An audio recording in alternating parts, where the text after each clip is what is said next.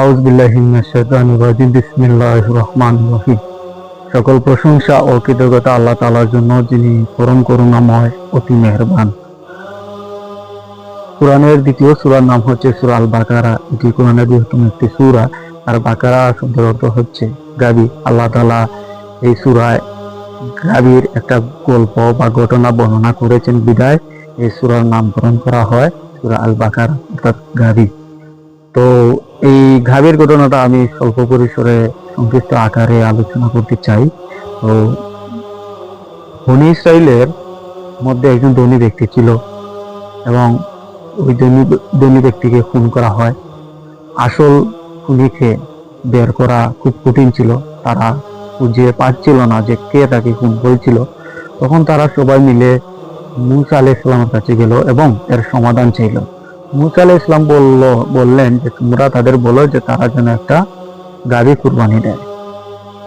তখন তারা সরলভাবে তা মানল না, প্রশ্নের পর প্রশ্ন করতে লাগলো। তারা বলল যে তার বয়স কত হবে, গাভীর রং কেমন, গাভীর চাষাবাদী কিনা, ইত্যাদি কঠিন কঠিন প্রশ্ন করতে লাগলো।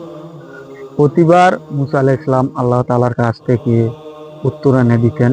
তো শেষমেশ বুঝা গেল গাভীটি হবে মধ্যবয়সী, তার রং হবে উজ্জ্বল হলুদ বর্ণের, আর এই গাভীটি কোনো চাষাবাদ করেনি এরকম গাভী। আর গাভীটি হবে যে গাভীর কোনো দাগ নেই, দাগ চোখ নেই। তো এরকম গাভী পাওয়া আসলে খুব কঠিন ছিল। তারপরেও তারা অনেক কষ্ট করে অনেক দাম দিয়ে একটা গাভী ক্রয় করলো। ক্রয় করার পর ওই গাভীটিকে তারা কুরবানি দিল। কুরবানি দেওয়ার পর আল্লাহ তাআলা বললেন যে ওই গাভীর গোশত দিয়ে তোমরা মৃত ব্যক্তিকে গিয়ে আঘাত করো।